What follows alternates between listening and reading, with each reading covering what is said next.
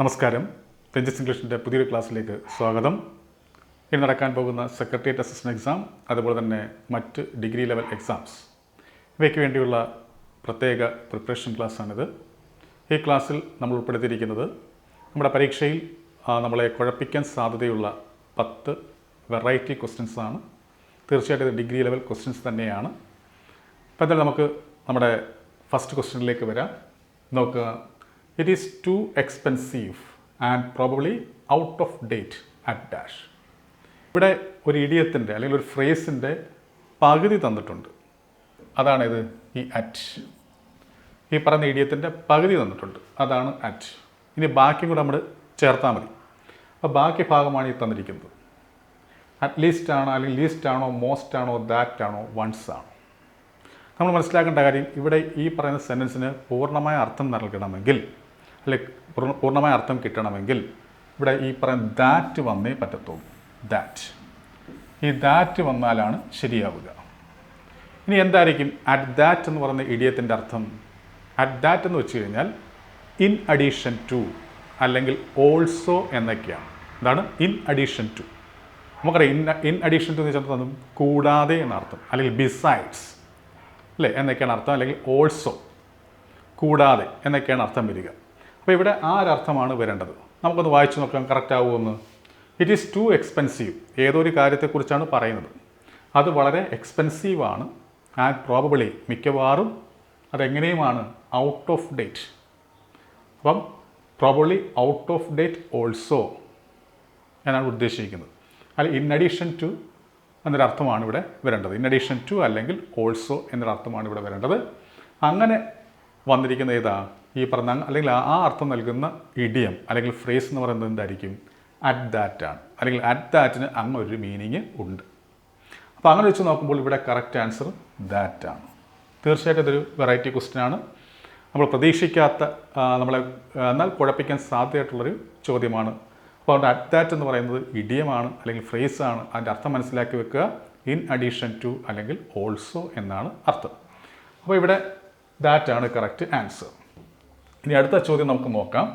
The noise of the airplanes dash from the airport over our house was unbearable at times.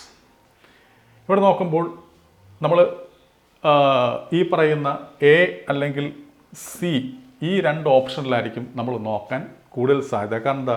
Which വന്നതുകൊണ്ട്. Which ഒരു relative pronoun ആണ്. So ഇവിടെ ഒരു relative class ആണ് വരേണ്ടതെന്ന് പറഞ്ഞുകൊണ്ട് നമ്മൾ ഇതിനകത്ത് ഏതെങ്കിലും വിച്ച് എഴുതി വെക്കും. അങ്ങനെ ആകുമ്പോഴുള്ള കുഴപ്പം എന്താ? നോയ്സ് ആണ് ടേക്ക് ഓഫ് ചെയ്യുന്ന വരും. നോക്കുക, വിച്ച് ഈസ് ടേക്കിംഗ് ഓഫ് അല്ലെങ്കിൽ വിച്ച് വെയർ ടേക്കിംഗ് ഓഫ് എന്ന് പറയുമ്പോൾ ഈ നോയ്സിന് റിലേറ്റ് ചെയ്യുന്ന ക്ലോസ് അല്ലെങ്കിൽ റിലേറ്റീവ് പ്രൊനൗൺ ആയിട്ടാണ് ഇവിടെ വിച്ച് വരുന്നത്. നമ്മൾ അങ്ങനെ എഴുതി കഴിഞ്ഞാൽ നോയ്സിനെ, ദ നോയ്സ് എന്ന് പറയുന്ന ആ ശബ്ദത്തെ റിലേറ്റ് ചെയ്യാൻ വേണ്ടിയാണ് ഇത് എഴുതുന്നത്. അങ്ങനെ എഴുതിയാൽ ശരിയാവത്തില്ല. കാരണം എന്താ? ശബ്ദമല്ല ഇവിടെ എന്ത് ചെയ്യുന്നത്? ടേക്ക് ഓഫ് ചെയ്യുന്നത്. പകരം എന്താണ് ടേക്ക് ഓഫ് ചെയ്യുന്നത്? എയർപ്ലെയിൻസ് ആണ്, വിമാനങ്ങളാണ് ടേക്ക് ഓഫ് ചെയ്യുന്നത്. അപ്പോൾ ടേക്ക് ഓഫ് ചെയ്യുന്ന വിമാനങ്ങളുടെ ശബ്ദം ഒന്ന് വരണം. അങ്ങനെ അർത്ഥം വരണമെങ്കിൽ നമ്മളുടെ വിച്ച് എഴുതിയാൽ തെറ്റിപ്പോവും. കാരണം എന്താ? വിച്ച് എഴുതി കഴിഞ്ഞാൽ ഞാൻ ആദ്യം പറഞ്ഞതുപോലെ ഈ പറഞ്ഞ നോയ്സ് ടേക്ക് ഓഫ് ചെയ്യുന്നതായിട്ട് വരും. അപ്പോൾ അതുകൊണ്ട് തന്നെ ഈ റിലേറ്റീവ് ക്ലോസുകൾ ഇവിടെ നമുക്ക് ഉപയോഗിക്കാൻ പറ്റത്തില്ല. ഇനിയുള്ളത് ടേക്കിംഗ് ഓഫും ടേക്കൺ ഓഫുമാണ്. ടേക്കൺ ഓഫ് എന്ന് പറയുമ്പോൾ എന്തായാലും അത് V3 ഫോമാണ്. ടേക്കിൻ്റെ V3 ആണല്ലോ ടേക്കൺ. ഇവിടെ നമ്മൾ ടേക്കൺ എഴുതി കഴിഞ്ഞാൽ കുഴപ്പം എന്താ? ഈ പറയുന്ന സെൻറ്റൻസ് പാസീവ് ഫോമായി മാറും. അതായത് വിമാനം ടേക്ക് ഓഫ് ചെയ്യപ്പെട്ടു എന്ന് വരും. നമ്മളൊരിക്കലും അങ്ങനെ ചെയ്യപ്പെട്ടു അല്ലെങ്കിൽ ടേക്ക് ഓഫ് ചെയ്യപ്പെട്ടു എന്ന് പറയാറില്ല. വിമാനം ടേക്ക് ഓഫ് ചെയ്യുന്നല്ല പറയത്തുള്ളൂ.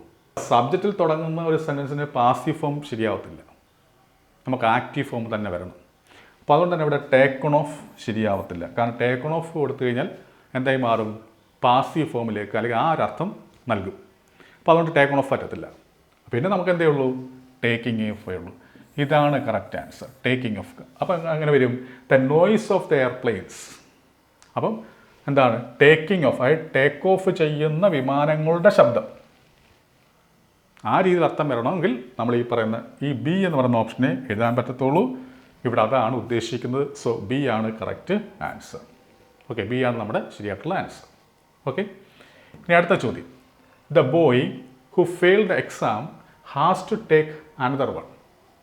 അപ്പോൾ ഇതെന്താണ്? ക്വസ്റ്റ്യൻ ടാഗുമായി ബന്ധപ്പെട്ട ചോദ്യമാണ്. നമുക്ക് പഠിക്കാനുള്ള ക്വസ്റ്റ്യൻ ടാഗ് തീർച്ചയായിട്ടും അതിൽ നിന്നുള്ള ചോദ്യമാണ്. നമുക്ക് +2 അല്ലെങ്കിൽ 10th ലെവൽ പരീക്ഷകളിലൊക്കെ സിമ്പിൾ സെൻറ്റൻസ് ആയിട്ടായിരിക്കും ക്വസ്റ്റ്യൻ ടാഗ് തരിക. എന്നാൽ ഇവിടെ നോക്കുമ്പോൾ ഇതൊരു സിമ്പിൾ സെൻറ്റൻസ് അല്ല, പകരം ഇതെന്താണൊരു കോംപ്ലക്സ് സെൻറ്റൻസ് ആണ്. കോംപ്ലക്സ് സെൻറ്റൻസ് എന്ന് വെച്ചാൽ എന്താ ഉദ്ദേശിക്കുന്നത്? ഒരു മെയിൻ ക്ലോസ് അല്ലേ, വൺ മെയിൻ ക്ലോസ് പ്ലസ് എന്തായിരിക്കും? One or more subordinate close അല്ലേ. ഒരു മെയിൻ ക്ലോസും ഒന്നോ അതിലധികമോ സബോർഡിനേറ്റ് ക്ലോസസും വരുമ്പോൾ അങ്ങനെയുള്ള സെൻറ്റൻസിനെ നമുക്ക് എന്ത് വിളിക്കാം? കോംപ്ലക്സ് സെൻറ്റൻസ് എന്ന് പറയാം. ഓക്കെ, അപ്പോൾ ഇത് കോംപ്ലക്സ് സെൻറ്റൻസ് ആണ്. ഇനി ഒരു കോംപ്ലക്സ് സെൻറ്റൻസ് കിട്ടുമ്പോൾ നമ്മൾ എന്താ ചെയ്യേണ്ടത്? നമ്മൾ ഏത് ക്ലോസിൻ്റെ ക്വസ്റ്റ്യൻ ടാഗ് ആയിരിക്കണം എഴുതേണ്ടത്? നമ്മൾ മനസ്സിലാക്കേണ്ട കാര്യം, ഒരു കോംപ്ലക്സ് സെൻറ്റൻസിൻ്റെ ക്വസ്റ്റ്യൻ ടാഗ് ചോദിക്കുമ്പോൾ അതിലെ മെയിൻ ക്ലോസിൻ്റെ ആയിരിക്കണം, അല്ലെങ്കിൽ പ്രിൻസിപ്പൽ ക്ലോസിൻ്റെ ടാഗ് ആയിരിക്കണം എഴുതേണ്ടത്. അപ്പോൾ നമ്മുടെ അടുത്ത ഡ്യൂട്ടി എന്താണ്? നമ്മുടെ ഫസ്റ്റ് ഡ്യൂട്ടി എന്ന് പറയുന്നത് ഇതിനകത്ത് ഏതാണ് മെയിൻ ക്ലോസ് അല്ലെങ്കിൽ ഏതാണ് സബോർഡിനേറ്റ് ക്ലോസ്. നമ്മൾ മനസ്സിലാക്കേണ്ട കാര്യം, ദ ബോയ്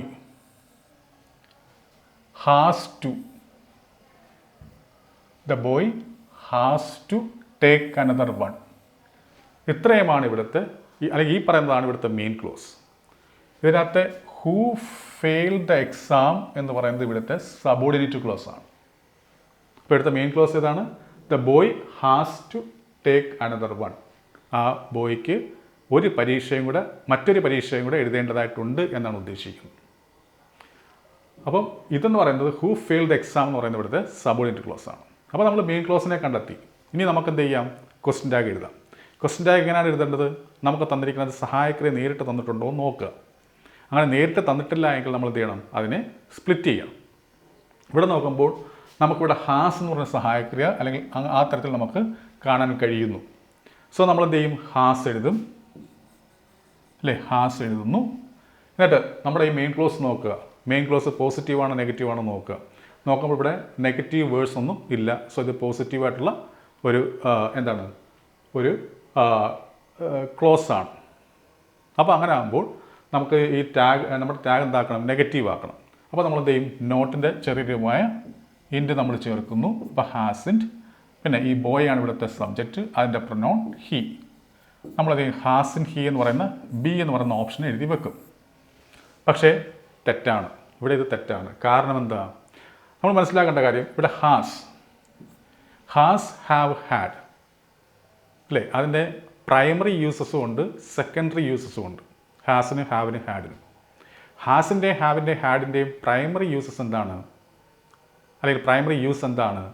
പൊസഷനെ സൂചിപ്പിക്കുക എന്നുള്ളതാണ്. എന്താണ് പൊസഷൻ കൊണ്ട് ഉദ്ദേശിക്കുന്നത്? ഉടമസ്ഥത അല്ലേ. ഉടമസ്ഥതയെ സൂചിപ്പിക്കുകയാണ് ഹാസും ഹാവും ഹാഡും കൊണ്ട് ഉദ്ദേശിക്കുന്നത്. അതാണ് എൻ്റെ പ്രൈമറി ആയിട്ടുള്ള പ്രാഥമികമായിട്ടുള്ള യൂസേജ്.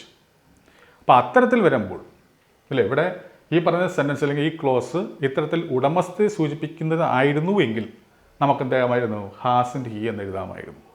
അല്ലെങ്കിൽ ഇത്തരത്തിൽ ഹാസ് ഹാവ് ഹാഡ് ഉടമസ്ഥയെ സൂചിപ്പിക്കുമ്പോൾ മാത്രമാണ് നമ്മൾ അതിൻ്റെ കൂടെ നോട്ടിൻ്റെ ചെറിയ ഇൻറ്റ് എഴുതി നമ്മൾ ക്വസ്റ്റ്യൻ ടാഗ് ആക്കി മാറ്റുന്നത്. എന്നാൽ ഇവിടെ അങ്ങനെയല്ല. ഇവിടെ ഒരു ടൂവും കൂടെ അപ്പുറത്ത് കിടപ്പുണ്ട്. Has two plus verb. ഇത്തരത്തിൽ ഹാസ് ടു പ്ലസ് വെർബ് എന്ന് പറയുമ്പോൾ അത് ഉടമസ്ഥയെ സൂചിപ്പിക്കുന്നതല്ല. പകരം എന്താണ്? അതൊരു ഒബ്ലിഗേഷൻ അല്ലെങ്കിൽ ഡ്യൂട്ടി, ഒരു കർത്തവ്യം, ഒരു കടമ, ഇവയെ സൂചിപ്പിക്കാൻ വേണ്ടിയാണ് നമ്മൾ has two plus verb form എഴുതുന്നത്. അപ്പോൾ തീർച്ചയായിട്ടും ഒരു പൊസഷൻ അല്ല. പൊസഷൻ ആണെങ്കിൽ ഉടമസ്ഥയെ സൂചിപ്പിക്കുകയാണെങ്കിൽ മാത്രമേ നമുക്ക് ഇത്തരത്തിൽ ഹാസിൻ്റെ കൂടെ ഹാവിൻ്റെ കൂടെ ഹാഡിൻ്റെ കൂടെ നോട്ടിൻ്റെ ചെറിയൊരു ഇൻറ്റ് എഴുതാൻ പറ്റത്തുള്ളൂ. അപ്പോൾ ഇവിടെ ഉടമസ്ഥ അല്ലാത്തത് കൊണ്ട് നമ്മൾ എന്ത് ചെയ്യണം? ഈ പറഞ്ഞ ഇവിടെ ഹാസ് ആണെങ്കിൽ ഹാസ്, അല്ലെങ്കിൽ ഹാവ് ആണെങ്കിൽ ഹാവ്, ഹാഡ് ആണെങ്കിൽ ഹാഡ്, എന്തോ ആയിക്കോട്ടെ, അതിനെ നമ്മൾ സ്പ്ലിറ്റ് ചെയ്യണം. ഇപ്പോൾ ഇവിടെ ഹാസ് ആണ് വന്നിരിക്കുന്നത്. ഇതിനെ നമുക്ക് സ്പ്ലിറ്റ് ചെയ്യേണ്ടി വരും. ഇതിനെ സ്പ്ലിറ്റ് ചെയ്യുമ്പോൾ നമുക്ക് എന്ത് കിട്ടും?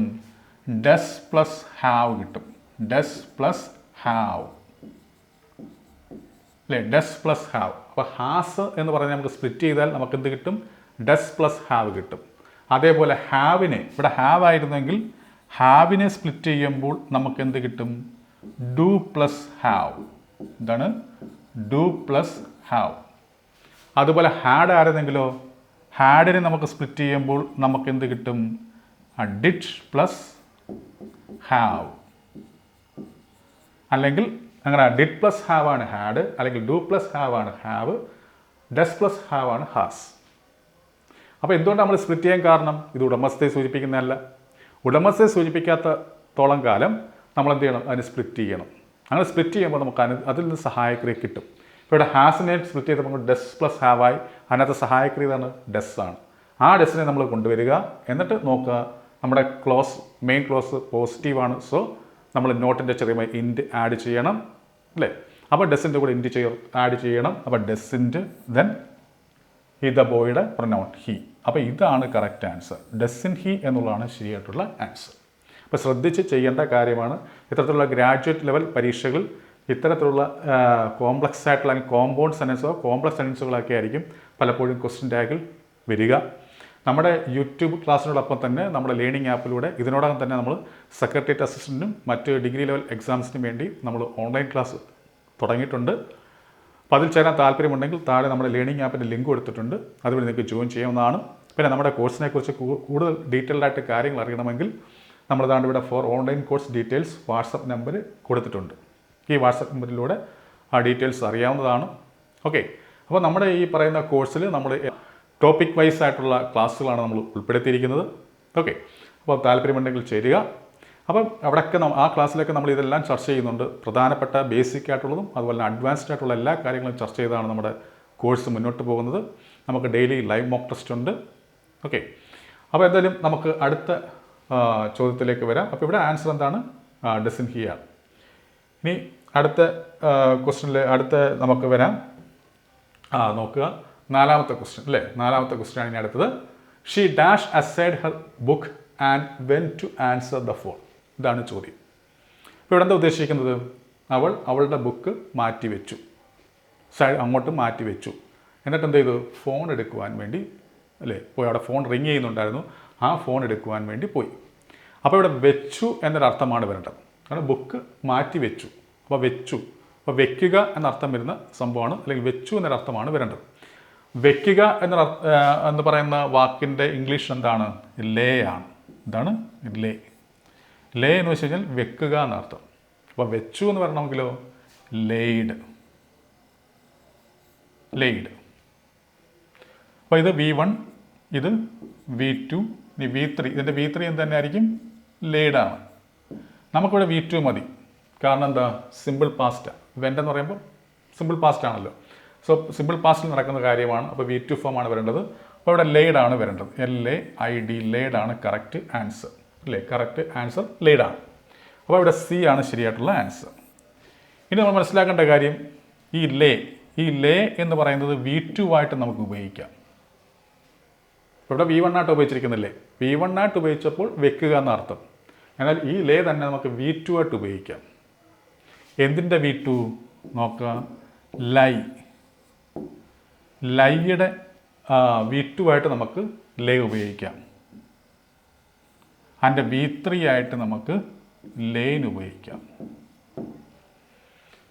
അപ്പോൾ ഈ ലൈയുടെ അർത്ഥം എന്തുമായിരിക്കും?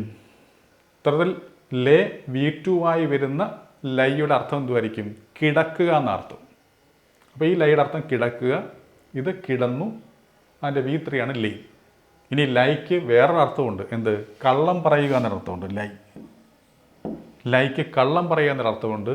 അങ്ങനെ വരുമ്പോൾ അതിൻ്റെ V2 എന്തുമായിരിക്കും? ലൈഡ് എന്നായിരിക്കും. V3 എന്തായിരിക്കും? ലൈഡ് എന്നായിരിക്കും. അപ്പോൾ ലൈ കള്ളം പറയുക എന്നർത്ഥമുണ്ട്, കിടക്കുക എന്നർത്ഥമുണ്ട്. കിടക്കുക എന്നർത്ഥം വരുമ്പോൾ അതിൻ്റെ V2 ലേ, V3 ലൈ.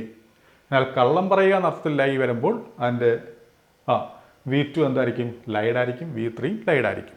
ഈ പറയുന്ന ലേ V1 ആയിട്ട് വരുമ്പോൾ വെക്കുക, അതിൻ്റെ V2 ലേഡ്, V3 ലേഡ്. അപ്പോൾ ഇവിടെ വെച്ചു എന്നാണ് വരേണ്ടത്. വെച്ചു എന്ന് വരുമ്പോൾ ലേഡാണ് കറക്റ്റ് ആൻസർ. ഓക്കെ, ഇനി അടുത്ത ചോദ്യം. The accident dash was the mistake of the driver. ഇതാണ് ചോദ്യം. അപ്പോൾ എന്താ ഉദ്ദേശിക്കുന്നത്? ദ ആക്സിഡൻറ്റ്, ആ അപകടം എന്തിന് കാരണമായി? അനേകം ആൾക്കാർ മരിക്കാൻ കാരണമായി. അപ്പോൾ അനേകം ആൾക്കാർ മരിക്കാൻ ഇടയായ അപകടം. അതെന്ന് പറയുന്നത് ആരുടെ മിസ്റ്റേക്കായിരുന്നു? ഡ്രൈവറിൻ്റെ മിസ്റ്റേക്കായിരുന്നു. അപ്പോൾ ആ ഒരു അർത്ഥമാണ് നമുക്ക് വേണ്ടത്. അപ്പോൾ നമ്മൾ ഇതുപോലെ നമ്മൾ the noise of the airplanes എന്ന് പറഞ്ഞിട്ട് നമ്മൾ ഒരു ചോദ്യം ചെയ്തായിരുന്നല്ലോ, അതേപോലെ തന്നെയാണ് ഇവിടെയും നമ്മൾ ചെയ്യേണ്ടത്. ഇവിടെ ദ ആക്സിഡൻ്റ് ആണ് ഇവിടുത്തെ സബ്ജക്റ്റ്. അപ്പോൾ ഇത് നമ്മൾ ആക്റ്റീവ് വോയിസിൽ തന്നെ പറയുകയും വേണം. അപ്പോൾ അങ്ങനെ വരണമെങ്കിൽ നോക്കുക, ഈ ആക്സിഡൻറ്റിനെ വിശേഷിപ്പിക്കുന്ന രീതിയിലുള്ള സംഭവമാണ് നമുക്ക് വേണ്ടത്. ദി ആക്സിഡൻറ്റ് എന്ന് പറഞ്ഞാൽ ഇവിടുത്തെ നൗണാണല്ലോ, നൗണിനെ വിശേഷിപ്പിക്കുന്നത് അതിനെ നമുക്ക് എന്ത് വിളിക്കാം? അഡ്ജക്റ്റീവ് എന്ന് പറയാം, അല്ലേ? നൗണിനെ വിശേഷിപ്പിക്കുന്ന നമുക്ക് അഡ്ജക്റ്റീവ് എന്ന് പറയാം, നാമവിശേഷണം എന്ന് പറയാം. നമുക്കൊരു നൗണിനെ ഒരു ക്ലോസ് കൊണ്ടും വിശേഷിപ്പിക്കാം, ഒരു ഫ്രേസ് കൊണ്ടും വിശേഷിപ്പിക്കാം. അപ്പോഴത് അഡ്ജക്റ്റീവ് തന്നെയാണ്. അങ്ങനെ വിശേഷിപ്പിക്കുന്നത് എന്തോ, നൗണിനെ വിശേഷിപ്പിക്കുന്നത് എന്തോ, അത് അഡ്ജക്റ്റീവാണ്. ഒരു വേർഡായി നിൽക്കുമ്പോൾ നമുക്ക് പൂർണ്ണമായും അഡ്ജക്റ്റീവ് എന്ന് പറയാം. എന്നാൽ ഒരു നൗണിനെ ഒരു ഫ്രേസ് കൊണ്ട് വിശേഷിപ്പിക്കുമ്പോൾ അതിന് നമുക്കെന്ത് വിളിക്കാം? അഡ്ജക്റ്റീവ് ഫ്രേസ് എന്ന് വിളിക്കാം. എന്നാൽ ഒരു ക്ലോസ് കൊണ്ട് വിശേഷിപ്പിക്കാൻ നമുക്ക് അതിനെന്ത് വിളിക്കാം? അഡ്ജക്റ്റീവ് ക്ലോസ് എന്ന് വിളിക്കാം. അപ്പോൾ ഇവിടെ ഒരു ഫ്രേസോ അല്ലെങ്കിൽ ഒരു ക്ലോസോ ആണ് ഇവിടെ വരേണ്ടത്. അപ്പോൾ എങ്ങനെയുള്ള ക്ലോസ്? Adjective close. എങ്ങനെയുള്ള ഫ്രേസ്? Adjective phrase. അപ്പോൾ ഇതിനകത്ത് ഏതെങ്കിലും ഒന്ന് വരണം, അഡ്ജക്റ്റീവ് ഫ്രേസോ അല്ലെങ്കിൽ അഡ്ജക്റ്റീവ് ക്ലോസോ വരണം. ഓക്കെ, അപ്പോൾ നമുക്ക് നോക്കാം. ഇവിടെ നോക്കുമ്പോൾ the accident causing many people to die എന്നാണോ, അതോ കോസ്റ്റ് ഗ്രേറ്റ് ഹ്യൂമൻ ലോസ് എന്ന് പറയുന്ന ഫ്രേസ് ആണോ, അതോ to cause many people die എന്ന് പറയുന്ന ഫ്രേസ് ആണോ, അതോ which causes many people to die, ഇതാണ് വരേണ്ടത്. ഈ പറയുന്നതിനകത്ത് ഡി മാത്രമാണ് ക്ലോസ് ആയിട്ട് നിൽക്കുന്നത്. ഇല്ല, അഡ്ജക്റ്റീവ് ക്ലോസ് ആയിട്ട് നമുക്ക് കണക്കാക്കാൻ പറ്റുന്നത് ഇതാണ്. ഈ ഡി എന്ന് പറയുന്ന ഓപ്ഷനാണെങ്കിൽ നമുക്ക് ക്ലോസ് ആയിട്ട് നമുക്ക് കണക്കാക്കാൻ പറ്റുന്നത്. ഇനി ഫ്രേസുകളായിട്ട് വന്നിരിക്കുന്നത് ഈ എ ബി സി ആണ്. ഇതിനകത്ത് ഏതായിരിക്കും വരിക? ഇവിടെ നോക്കുക, നമുക്ക് ഈ ക്ലോസിനെ നമുക്കൊന്ന് പരിഗണിക്കാം ആദ്യമേ. കാരണം എന്താ? ആക്സിഡൻറ്റ്, അതിനെ നമുക്ക് വിച്ച് പുറത്ത് പറയാം. പക്ഷേ ഇവിടെ നോക്കുമ്പോൾ വാസ് ആണ് വന്നിരിക്കുന്നത്. വാസ് എന്ന് പറയുമ്പോൾ എന്താ? കഴിഞ്ഞ കാലത്തിലെ കാര്യമാണ്, പാസ്റ്റ് ടെൻസാണ്. അപ്പോൾ അതുകൊണ്ട് അതേ ടെൻസ് നമുക്ക് ഈ ക്ലോസിലും വരണം. കാരണം അപകടത്തിനിടയായി, ഇല്ല, ആ അപകടം കാരണം കുറേ പേര് മരണത്തിന് കീഴടങ്ങേണ്ടി വന്നു. അപ്പോൾ അത് കഴിഞ്ഞ കാലമാണ്. അപ്പോൾ അങ്ങനെ നമ്മുടെ ക്ലോസിലും പാസ്റ്റ് ടെൻസ് ആയിരിക്കണം വരേണ്ടത്. എന്നാൽ ഇവിടെ നോക്കുമ്പോൾ കോസസ് എന്നാണ് വന്നിരിക്കുന്നത്. കോസസ് എന്ന് പറയുമ്പോൾ എന്തായിരിക്കും? പ്രസൻറ്റ് ടെൻസാണ്. അപ്പോൾ ഈ ടെൻസ് വൈസ് നമുക്കിതിനെ അക്സെപ്റ്റ് ചെയ്യാൻ പറ്റത്തില്ല. ഇവിടെ കോസ്ഡ് എന്നായിരുന്നെങ്കിൽ, അല്ലേ, ഇവിടെ സിമ്പിൾ പാസ്റ്റിൽ തന്നെ ആയിരുന്നെങ്കിൽ നമുക്കിതിനെ അക്സെപ്റ്റ് ചെയ്യാമായിരുന്നു. അപ്പോൾ ഇവിടെ ഇത് പറ്റത്തില്ല. ഡി എന്ന് പറയുന്ന ഓപ്ഷൻ നമുക്ക് പറ്റത്തില്ല. കാരണം എന്താ കാരണം? നമ്മൾ എന്തുകൊണ്ടാണ് ഇത് വെട്ടാൻ കാരണം? ഇവിടെ ടെൻസ് മാറിപ്പോയി. ഇവിടെ പ്രസൻറ്റ് ടെൻസിലാണ് വന്നിരിക്കുന്നത്. ഇനി നമുക്ക് അടുത്ത് നോക്കാം. ഈ ബി എന്ന് പറയുന്ന ഓപ്ഷൻ നമുക്ക് നോക്കാം. കോസ്റ്റ്. കോസ്റ്റ് എന്ന് പറയുമ്പോൾ ഇത് ഏത് ഫോം? ഇവിടെ V3 ഫോമാണ്. നമ്മൾ ടേക്കൺ ഓഫ് പറഞ്ഞതുപോലെ V3 ഫോമാണ്. അപ്പോൾ ഇത്തരത്തിൽ V3 ഫോം ഇവിടെ വെച്ച് കഴിഞ്ഞാൽ ഇത് ഏത് വോയിസായി മാറും? പാസീവ് ഫോമായി മാറും, അല്ലേ? അല്ലെങ്കിൽ പാസീവ് ഫോമിൻ്റെ ഒരു അർത്ഥമായിരിക്കും കിട്ടുക. അപ്പോൾ അതുകൊണ്ട് നമുക്ക് ഇത് എഴുതാൻ പറ്റില്ല. കാരണം നമ്മുടെ സബ്ജക്ട്സ് തുടങ്ങിയിരുന്ന സബ്ജക്റ്റിലാണ്. ഓക്കെ, അപ്പോൾ അതുകൊണ്ട് ഈ കോസ്റ്റിനും പറ്റത്തില്ല. ഇനി ടു കാസ് നമുക്ക് എഴുതാൻ പറ്റുമോ? അങ്ങനെ ടു കാസ് എഴുതിയാലുള്ള കുഴപ്പം എന്താ? ഫ്യൂച്ചർ ടെൻസിനെ സൂചിപ്പിക്കുന്നതായി വരും. ഇനി നടക്കാൻ പോകുന്നത്, ഇനി കാരണമാകാൻ പോകുന്നത് എന്നൊരു അർത്ഥം വരും. ഫ്യൂച്ചറിനെ സൂചിപ്പിക്കുന്നതായിട്ട് വരും. അപ്പോൾ അതുകൊണ്ട് നമുക്ക് അതും പറ്റില്ല. പിന്നെ നമുക്ക് എന്തേ പറ്റത്തുള്ളൂ? നമ്മളവിടെ പറഞ്ഞതുപോലെ ടേക്കിംഗ് ഓഫ് എന്ന് പറഞ്ഞതുപോലെ ഇത്തരത്തിൽ കോസിങ് ING ഫോമിൽ തുടങ്ങുന്ന ഫ്രേസേ നമുക്ക് ഇവിടെ പറ്റുകയുള്ളൂ. അപ്പോൾ ഇവിടുത്തെ കറക്റ്റ് ആൻസർ ഇതാണ്. ഇത് എഴുതുമ്പോൾ എല്ലാം കൊണ്ട് ശരിയാണ്, അല്ലേ? ദ ആക്സിഡൻറ്റ് വിശേഷിപ്പിക്കുന്ന ഫ്രേസ് അഡ്ജക്റ്റീവ് ഫ്രേസ് ആയിട്ട് ഇത് വന്നു. Causing many people to die. Was that mistake of the driver. അപ്പോൾ ഈ എ എന്ന് പറയുന്ന ഓപ്ഷനാണ് കറക്റ്റ് ആൻസർ. ഇനി അടുത്ത ചോദ്യം, clothing made of plastic fibres has certain advantages over dash made of natural fibres എന്നാണ് വന്നിരിക്കുന്നത്. ഇവിടെ എന്തായിരിക്കും ആൻസർ വരിക? നമ്മൾ മനസ്സിലാക്കേണ്ട കാര്യം, ഈ നമ്മളിവിടെ ഒരു താരതമ്യം ചെയ്യുകയാണ്. ഈ ക്ലോത്തിങ്ങിനെ കുറിച്ചും ഇവിടെ വരാൻ പോകുന്ന ക്ലോത്തിങ്, ഇവിടെ ക്ലോത്തിങ് ആണ് ഉദ്ദേശിക്കുന്നത്.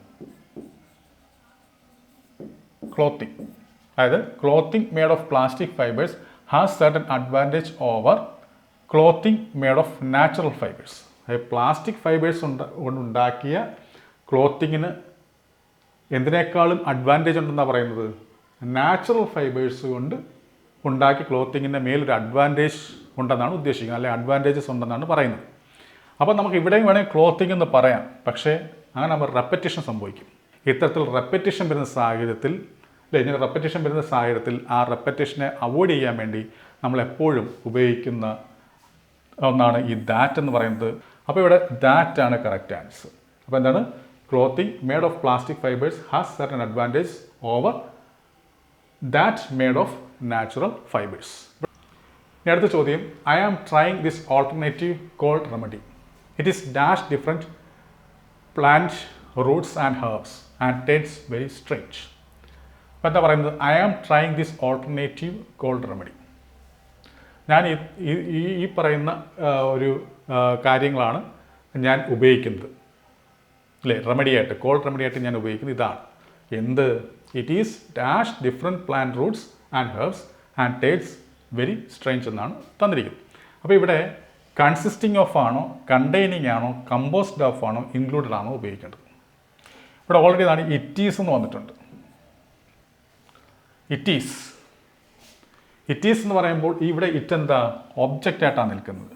കാരണം ഈ പറയുന്ന കോൾഡ് റെമഡി നിർമ്മിക്കപ്പെട്ടതാണ്, അല്ലേ? സ്വയമേ ഉണ്ടാകുന്നതല്ല, നമ്മൾ കൂട്ടി റെഡിയാക്കി എടുക്കുന്നതാണ് ഈ റെമഡീസ് എന്ന് പറയുന്നത്, അല്ലെങ്കിൽ മരുന്നുകൾ എന്ന് പറയുന്നത്. അല്ലെങ്കിൽ ചേരുവകൾ എപ്പോഴും അത് സ്വയമേ ഉണ്ടാകുന്നതല്ല, നമ്മൾ തന്നെ അത് എന്താ ചേരുവയാക്കി മാറ്റുന്നതാണ്. സോ ഈ ഇറ്റ് എന്ന് പറയുന്നത് ഇവിടുത്തെ ഒബ്ജക്റ്റാണ്, ആണല്ലോ. സ്വയമേ ചെയ്യുന്നുവെങ്കിൽ ഈ ഇറ്റ് ഇവിടുത്തെ സബ്ജക്റ്റാണ്, എന്നാൽ ചെയ്യപ്പെടുകയാണ്. സോ ഇറ്റ് ഇവിടുത്തെ ഒബ്ജക്റ്റ് ആയിട്ടാണ് നമ്മൾ മനസ്സിലാക്കേണ്ടത്. അപ്പോൾ ഒബ്ജക്റ്റ് തുടങ്ങുന്നത് എന്തായിരിക്കും? പാസീവ് വോയിസ് ആയിരിക്കും, ആണല്ലോ. അപ്പോൾ പാസീവ് വോയിസിൽ തുടങ്ങുകയാണെങ്കിൽ തീർച്ചയായിട്ടും അത് പാസീവ് ഫോമിൽ തന്നെ പറയണം. പാസീവ് ഫോമിൽ പറയാന്ന് വെച്ചാൽ എന്താ? ബി ഫോംസ് പ്ലസ് V3 ആണ്. ബി ഫോംസ് പ്ലസ് V3 ആണ് വരേണ്ടത്. B forms plus V3. അപ്പോൾ തീർച്ചയായിട്ടും ആ രീതിയിലാണ് വരേണ്ടത്. ബി ഫോംസ് പ്ലസ് V3, അല്ലെങ്കിൽ ഇവിടുത്തെ വെർബ് V3 ഫോം ആയിരിക്കണം. ഇവിടെ ഓൾറെഡി ബി ഫോം വന്നു. ഏതാ? It is. ഇറ്റ് ഈസ് എന്ന് പറയുമ്പോൾ എന്താണ്? ഇറ്റ് അപ്പോസ്ട്രോഫി എസ് എന്ന് പറയുമ്പോൾ ഇറ്റ് ഈസ് എന്നാണ് ഉദ്ദേശിക്കുന്നത്. ഈ ഈസ് എന്ന് പറയുന്നത് എന്താണ്? ബി ഫോം ആണല്ലോ, ബിയുടെ ഫോം ആണല്ലോ ഈസ്. അപ്പോൾ ഇനി എന്തുകൂടെ വന്നാൽ മതി? V3 ഫോമും കൂടെ വന്നാൽ മതി. നമുക്കിവിടെ V3 ഫോമായിട്ട് വന്നിരിക്കുന്ന ഏതാ നോക്കുമ്പോൾ? കൺസിസ്റ്റിംഗ് എന്ന് പറയുമ്പോൾ ING ഫോമാണ്, കണ്ടെയ്നിങ് എന്ന് പറയുമ്പോൾ ING ഫോമാണ്. എന്നാൽ കമ്പോസ്റ്റ് V3 ഫോമാണ്, ഇൻക്ലൂഡഡ് V3 ഫോമാണ്. നമ്മൾ മനസ്സിലാക്കേണ്ട കാര്യം, ഇവിടെ നമുക്ക് ഇൻക്ലൂഡ് ഉപയോഗിക്കാൻ പറ്റത്തില്ല. കാരണം എന്താ? ഇവിടെ എന്താ പറയുന്നത്? ചേരുവയെക്കുറിച്ചാണ് പറയുന്നത്, മിക്സറിനെ കുറിച്ചാണ് പറയുന്നത്, അല്ലേ? Different plant roots and herbs and taste every strange എന്ന് പറയുമ്പോൾ ഈ പറഞ്ഞ പ്ലാന്റ് റൂട്ട്സിൻ്റെയും അതുപോലെ തന്നെ ഹെർബ്സിൻ്റെയും ഒരു മിക്സറിനെ കുറിച്ചാണ് പറയുന്നത്, മിക്സിങ്. ആ അർത്ഥത്തിൽ പറയുമ്പോൾ നമുക്ക് ഇൻക്ലൂഡഡ് പറയാൻ പറ്റത്തില്ല. പിന്നെ നമുക്ക് എന്ത് പറയാം? കമ്പോസ്റ്റ് ഓഫ് എന്ന് പറയാം. ഇതാണ് കമ്പോസ്റ്റ് ഓഫ്. അപ്പോൾ അങ്ങനെ ഇവിടുത്തെ കറക്റ്റ് ആൻസർ കമ്പോസ്റ്റ് ഓഫ് എന്നുള്ളതാണ്, അല്ലേ? അപ്പോൾ it is composed of different plant roots and herbs. അർത്ഥത്തിൽ വരുമ്പോൾ ഇവിടെ കമ്പോസ്റ്റ് ആണ്, അല്ലെങ്കിൽ സി എന്ന് പറയുന്ന ഓപ്ഷനാണ് കറക്റ്റ് ആൻസർ. ഓക്കെ, അപ്പോൾ it is composed of different plant roots and herbs and taste very strange. അപ്പോൾ ഇതാണ് ശരിയായിട്ടുള്ള ആൻസർ. സി എന്ന് പറയുന്ന ഓപ്ഷനാണ് കറക്റ്റ് ആൻസർ. അടുത്ത ചോദ്യം, all the sales people I met always try to dash buying their products. അപ്പോൾ ഇതെന്ന് പറയുന്നതും ഇടിയുമായി ബന്ധപ്പെട്ട ചോദ്യമാണ്. ഇവിടെ എന്തായിരിക്കണം വരേണ്ടത്? ഇവിടെ ഉദ്ദേശിക്കുന്നത് എന്താ? ഓൾ ദ സെയിൽസ് പീപ്പിൾ, എല്ലാ സെയിൽസ് പീപ്പിളും. ആര് കണ്ടുമുട്ടിയത്? ഐ മെറ്റ് ഓൾവേസ്, അല്ലേ? ഞാൻ കണ്ടുമുട്ടിയ എല്ലാ സെയിൽസ് പീപ്പിളും ട്രൈ ടു, അവർ ശ്രമിക്കാറുണ്ട്. എന്തിന്? ഡാഷ് ബൈങ് ദെയർ പ്രൊഡക്ട്സ്, അവരുടെ പ്രൊഡക്റ്റ് വാങ്ങിക്കുവാൻ എന്നെ പ്രേരിപ്പിക്കുവാൻ ശ്രമിക്കാറുണ്ട്, അല്ലെങ്കിൽ അവിടെ പ്രൊഡക്റ്റ് വാങ്ങിക്കുവാൻ വേണ്ടി എന്നെ എപ്പോഴും പ്രേരിപ്പിക്കാൻ ശ്രമിക്കാറുണ്ട് ഞാൻ കണ്ടുമുട്ടിയ എല്ലാ സെയിൽസ് പീപ്പിളും. അപ്പോൾ ഒരർത്ഥമാണ് വരേണ്ടത്. അപ്പോൾ പ്രേരിപ്പിക്കുക, പിന്തുടരുക, പ്രേരിപ്പിക്കുക എന്നൊരർത്ഥമാണ് ഇവിടെ വരേണ്ടത്. അങ്ങനെ അർത്ഥം നൽകുന്ന ഏതാ? പെർസ്വാഡ് തരും, ഫോഴ്സ് തരും, അല്ലേ? ഇതിനകത്ത് എ ബിയോ ഇതായിരിക്കും നമ്മൾ എഴുതാൻ സാധ്യത. ഇനി മനസ്സിലാക്കേണ്ട കാര്യം, ഇവിടെ നമുക്ക് ടു പെർസ്വാഡ് മീ എന്ന് എഴുതാമായിരുന്നു. അങ്ങനെ പെർസ്വാഡ് മീ എന്ന് എഴുതി കഴിഞ്ഞാൽ പിന്നെ വരേണ്ടത് എങ്ങനെ ആയിരിക്കണം? ടു പ്ലസ് വെർബാണ് വരേണ്ടത്. പെർസ്വാഡ് മീ ടു ഡു സംതിങ് എന്നേ പറയത്തുള്ളൂ. ഇവിടെ പക്ഷേ ബൈയിങ് എന്ന് പറയുന്ന ING ഫോം എന്ന സ്ഥിതിക്ക് നമുക്കിവിടെ പെർസ്വാഡ് മീ ടു ചേർത്ത് പറയാൻ പറ്റത്തില്ല. ഇവിടെ പക്ഷേ 4 തന്നിട്ടുണ്ട് നമ്മളെ തെറ്റിക്കാൻ വേണ്ടി. നമ്മൾ പെട്ടെന്ന് 4 ബൈയിങ് എഴുതി വെക്കാൻ സാധ്യതയുണ്ട്. പക്ഷേ ആ തെറ്റാണ്. നമ്മളെപ്പോഴും പെർസ്വാഡ് മീ കഴിഞ്ഞിട്ട് പിന്നെ 2 ആണ് വരേണ്ടത്, 4 അല്ല 2 ആണ് വരേണ്ടത്. 2 വന്നു കഴിഞ്ഞാൽ പിന്നെ വെർബ് V1 ഫോമാണ് വരേണ്ടത്. സോ ഇത് നമുക്ക് ഇങ്ങനെ വന്നുകൊണ്ട് ഇത് നമുക്ക് പരിഗണിക്കാൻ പറ്റത്തില്ല. ഇനി ഫോഴ്സ് മീ ടു, ഓക്കെ, ഇത് നമുക്ക് ശ്രമിക്കാം, നിർബന്ധിക്കുന്ന അർത്ഥത്തിൽ നമുക്ക് പറയാം. പക്ഷേ അങ്ങനെ വരുമ്പോൾ ടു വന്നു കഴിഞ്ഞാൽ പിന്നെ V1 ഫോമാണ് വരേണ്ടത്. ഇവിടെ ബൈയിങ് എന്നാണ് വന്നിരിക്കുന്നത്. അപ്പോൾ നമുക്കിവിടെ ഫോഴ്സ് മീ ടുവും പറ്റത്തില്ല. ഇനി നമുക്ക് കൺഫ്യൂഷനായി അല്ലേ. നമുക്ക് പ്രേരിപ്പിക്കാൻ അർത്ഥം നൽകുന്ന ഒരു ഇഡിയം ഇവിടെ കിടപ്പുണ്ട്. കാരണം എന്താ, ഇത് ഇഡിയവുമായി ബന്ധപ്പെട്ടൊരു ചോദ്യമാണ്. അപ്പോൾ അത്തരത്തിൽ പ്രേരിപ്പിക്കുക എന്നർത്ഥം നൽകുന്ന ഒരു ഇഡിയം ഇവിടെ ഒളിഞ്ഞു കിടപ്പുണ്ട്. അതേതാ, അതാണ്ട് സി എന്ന് പറയുന്ന ഓപ്ഷനാണ്. Talk me into, talk me into plus verb plus ING എന്ന് നമുക്ക് പറയാം. കുഴപ്പമൊന്നുമില്ല. ഇൻറ്റു കഴിഞ്ഞിട്ട് നമുക്ക് ING ഫോം എഴുതാം. എന്താണ് ടോക്ക് മീ ഇൻറ്റു എന്ന് പറയുമ്പോൾ? പെർസ്വാഡ് മീ ടു ഡു സംതിങ് എന്നാണ് അർത്ഥം, പ്രേരിപ്പിക്കുക എന്നർത്ഥമില്ല. അപ്പം ഇവിടെ സി എന്ന് പറയുന്ന ഓപ്ഷനാണ്. ഇവിടെ ബൈയിങ് എന്ന് വന്ന സ്ഥിതിക്ക് അല്ലേ, ബൈയിങ് എന്നിവിടെ തന്ന സ്ഥിതിക്ക് ഇവിടെ നമുക്ക് എഴുതാൻ പറ്റുക ഈ സി എന്ന് പറയുന്ന ഈ ഇഡിയമാണ് നമുക്കിവിടെ എഴുതാൻ പറ്റുക. ഇവിടുത്തെ കറക്റ്റ് ആൻസർ സി എന്ന് പറയുന്ന ഓപ്ഷനാണ്. Talk me into buying the products. Okay, അപ്പോൾ ഇഡിയവുമായി ബന്ധപ്പെട്ട ചോദ്യമാണ്. അപ്പോൾ ഈ ക്ലാസ്സിൽ നമ്മൾ 2 ഇഡിയം പഠിച്ചു. അറ്റ് ദാറ്റും talk somebody into, talk someone into അല്ലേ. അറ്റ് ദാറ്റ് എന്ന് വെച്ചാൽ എന്തായിരുന്നു? നമ്മൾ ആദ്യം പഠിച്ച ആ ഇഡിയത്തിൻ്റെ അർത്ഥം എന്താണ്? At that, in addition to അല്ലെങ്കിൽ ഓൾസോ എന്നാണ് അർത്ഥം. എന്നാൽ ഇവിടെ ടോക്ക് സമ്മൺ ഇൻറ്റു അല്ലെ, ടോക്ക് സമ്മൺ ഇൻറ്റു എന്ന് പറയുമ്പോൾ ആരെങ്കിലും നമ്മൾ പ്രേരിപ്പിക്കുക, എന്തെങ്കിലും ചെയ്യാൻ പ്രേരിപ്പിക്കുന്നതിന് നമ്മൾ ടോക്ക് സമ്മൺ ഇൻറ്റു എന്ന് പറയുന്നത്. ഇവിടെ സമ്മണിന് പകരം മീ വന്നിരിക്കുന്നതേ ഉള്ളൂ. ഓക്കെ, അപ്പോൾ talk me into buying the products. അപ്പോൾ ഇവിടെ അർത്ഥം പ്രേരിപ്പിക്കുക എന്നാണ്. അപ്പോൾ ഇവിടുത്തെ ആൻസർ സി എന്ന് പറയുന്ന ഓപ്ഷനാണ്. Not having written about the required topic dash a low mark. നമ്മുടെ 9ാമത്തെ ക്വസ്റ്റ്യനാണ്. ഇവിടെ എന്താ ഉദ്ദേശിക്കുന്നത്? ആവശ്യപ്പെട്ട ടോപ്പിക്കിനെ കുറിച്ച് എഴുതാത്തത് കൊണ്ട് ഡാഷ് എ ലോ മാർക്ക്, കുറച്ച് മാർക്കേ കിട്ടിയുള്ളൂ എന്നാണ് ഉദ്ദേശിക്കുന്നത്. ഇതാണ് ഉദ്ദേശിക്കുന്നത്. അപ്പോൾ ഇവിടെ ആരായിരിക്കും എഴുതിയത്? ടീച്ചർ ആയിരിക്കുമോ? അല്ല, ടീച്ചർ ഒരിക്കലും എഴുതേണ്ട കാര്യമില്ല, കുട്ടികളാണ് എഴുതേണ്ടത്. അപ്പോൾ ടീച്ചറല്ല ഇവിടെ എഴുതിയത്, സ്റ്റുഡൻ്റാണ് എഴുതിയത്. നമുക്ക് മനസ്സിലായി. അല്ലെങ്കിൽ എഴുതാതിരുന്നത്, എഴുതിയോ എഴുതാതിരുന്നതോ ആരായിരിക്കും? സ്റ്റുഡൻ്റ് ആയിരിക്കും. ആ സ്റ്റുഡൻറ്റിന് തന്നെയായിരിക്കും ലോ മാർക്ക് കിട്ടിയത്. അപ്പോൾ ഇവിടെ എഴുതാത്തതും അല്ലേ, ഈ റിക്വയർഡ് ടോപ്പിക്കിനെ കുറിച്ച് എഴുതാത്തതും അതുപോലെ തന്നെ ലോ മാർക്ക് കിട്ടിയതും ഒരാൾ തന്നെയാണ്, സെയിം പേഴ്സണാണ്. അപ്പോൾ അങ്ങനെയുള്ള സാഹചര്യത്തിൽ നമുക്ക് ആ പേഴ്സണെയാണ് ഇവിടെ എഴുതേണ്ടത്. ഡാഷ് എ ലോ മാർക്ക് എന്ന് പറയുമ്പോൾ ഇവിടെ ഏത് വ്യക്തിയാണോ ആ വ്യക്തിയെക്കുറിച്ചാണ് നമ്മൾ എഴുതി തുടങ്ങേണ്ടത്. മനസ്സിലായല്ലോ? ആ ലോജിക്ക് പിടികിട്ടിയാൽ നമുക്ക് ഈ ആൻസർ എഴുതാൻ പറ്റും. അപ്പോൾ നോക്കാം, മൈ പ്രസൻറ്റേഷനാണോ എഴുതിയത്? അല്ല. എൻ്റെ പ്രസൻറ്റേഷനാണോ എഴുതിയത്? അല്ല, ഞാനാണ് എഴുതിയത്. അപ്പോൾ മൈ പ്രസൻറ്റേഷൻ എന്ന് പറഞ്ഞിട്ട് തുടങ്ങാൻ പറ്റത്തില്ല. ഇനി ദ ടീച്ചർ എന്ന് പറഞ്ഞിട്ട് തുടങ്ങാൻ പറ്റുമോ? ഇല്ല, കാരണം ടീച്ചറല്ല എഴുതാതിരുന്നത്, അതുകൊണ്ട് ഇതും പറ്റത്തില്ല. എന്നാൽ ഞാൻ അല്ലേ, ഞാൻ എന്ന രീതിയിൽ നമുക്ക് ഞാനാണ് എഴുതാതിരുന്നത്. ഇവിടെ ഞാനെന്നാണ് ഉദ്ദേശിക്കുന്നത് അല്ലേ. ഇവിടുത്തെ ഈ പറയുന്ന ഓപ്ഷൻ ഞാൻ അല്ലെങ്കിൽ എഴുതിയ ആളായിട്ട് വരാൻ സാധ്യതയുള്ളത് ഈ ആണ്. അപ്പോൾ അതുകൊണ്ട് ഞാൻ ചിലപ്പോൾ ഈ ഐക്ക് പകരം ഹി ആകാം, ഷീ ആകാം, എന്തും ആയിക്കോട്ടെ. ഇവിടെ നമ്മുടെ ഓപ്ഷനിൽ എന്നാണ് വന്നിരിക്കുന്നത്.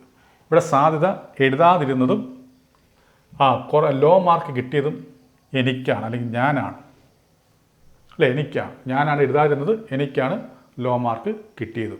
അപ്പോൾ അങ്ങനെ ഇവിടെ ആണ് ഇതാണ് നമുക്ക് ആൻസറായിട്ട് പരിഗണിക്കാൻ പറ്റുക. I was given. ഇതാണ് കറക്റ്റ് ആൻസർ. ഓക്കെ, അപ്പോൾ ഇവിടുത്തെ കറക്റ്റ് ആൻസർ ഡി എന്ന് പറയുന്ന ഓപ്ഷനാണ്. Last question, to love and to be loved dash the greatest happiness on earth. അപ്പോൾ ഇതെന്ന് പറഞ്ഞ കോൺകോഡുമായി ബന്ധപ്പെട്ട ചോദ്യമാണ്. ഇവിടെ നോക്കുമ്പോൾ to love and to be loved എന്ന് പറയുന്ന ഇവിടുത്തെ എന്താണ്? സബ്ജക്റ്റാണ്. ഇതാണ് ഇവിടുത്തെ സബ്ജക്റ്റ് എന്ന് പറയുന്നത്. ഈ സബ്ജക്റ്റിൻ്റെ പ്രത്യേകത എന്താ? ഇതൊരു സിംഗിൾ യൂണിറ്റാണ്. ഇവിടെ ആൻഡ് കാണുമ്പോൾ നമ്മൾ പ്ലൂറലായി തെറ്റിദ്ധരിച്ചുകൊണ്ട് എഴുതി വെക്കാൻ സാധ്യതയുണ്ട്, അല്ലെങ്കിൽ വേറെ എഴുതി വെക്കാൻ സാധ്യതയുണ്ട്, അല്ലെങ്കിൽ ബീയിങ് ഒക്കെ എഴുതി വെക്കാൻ സാധ്യതയുണ്ട്. പക്ഷെ നമ്മൾ മനസ്സിലാക്കേണ്ട കാര്യം to love and to be loved എന്ന് പറയുമ്പോൾ സ്നേഹിക്കുകയും സ്നേഹിക്കപ്പെടുകയും അതൊരു സിംഗിൾ യൂണിറ്റാണ്. അപ്പോൾ അങ്ങനെയുള്ള സമയത്ത് നമ്മൾ എന്ത് ഉപയോഗിക്കാവൂ അല്ലെങ്കിൽ അങ്ങനെയുള്ള സമയത്ത് ഈ സബ്ജക്റ്റ് നമ്മൾ എന്തായിട്ടേ കാണാവൂ? സിംഗുലറായിട്ടേ കാണാവൂ. അങ്ങനെ വരുമ്പോൾ ഇവിടെ നമുക്ക് ആൻസർ എന്തായിരിക്കും? ഈസ് ആയിരിക്കും. അപ്പോൾ to love and to be loved is the greatest happiness on earth. എന്തുകൊണ്ട് നമ്മൾ ഈസ് എഴുതാൻ കാരണം ഇതൊരു വസ്തുതയെക്കുറിച്ചാണ് പറയുന്നത്. വസ്തുതയാണ്. വസ്തുതകൾ എപ്പോഴും നമ്മൾ പ്രസന്റ് ടെൻസിലേ പറയത്തുള്ളൂ. സോ അതുകൊണ്ട് ഈസ് നമുക്ക് ധൈര്യമായിട്ട് എഴുതാം. അപ്പോൾ ഇവിടുത്തെ കറക്റ്റ് ആൻസർ ബി എന്ന് പറയുന്ന ഓപ്ഷനാണ്. അപ്പോൾ ഈ 10 ചോദ്യങ്ങളാണ്. ഈ 10 ചോദ്യങ്ങൾ തീർച്ചയായിട്ടും നമ്മളെ കൺഫ്യൂസ് ചെയ്യിപ്പിക്കുന്ന ചോദ്യങ്ങൾ തന്നെയാണ്. ഇനി ആരൊക്കെ എന്തൊക്കെ പറഞ്ഞാലും ഇത് നമ്മുടെ പരീക്ഷ സമയത്ത് നമ്മുടെ ചോദ്യപേപ്പറിൽ ഇത്തരത്തിലുള്ള ചോദ്യം വരുമ്പോൾ തീർച്ചയായിട്ടും നമുക്ക് കൺഫ്യൂഷൻ ഉണ്ടാകും. അത്തരത്തിൽ നമ്മളെ കൺഫ്യൂസ് ചെയ്യിപ്പിക്കുന്ന 10 ചോദ്യങ്ങളാണ് നമ്മൾ ഇന്നത്തെ ക്ലാസ്സിൽ നോക്കിയത്.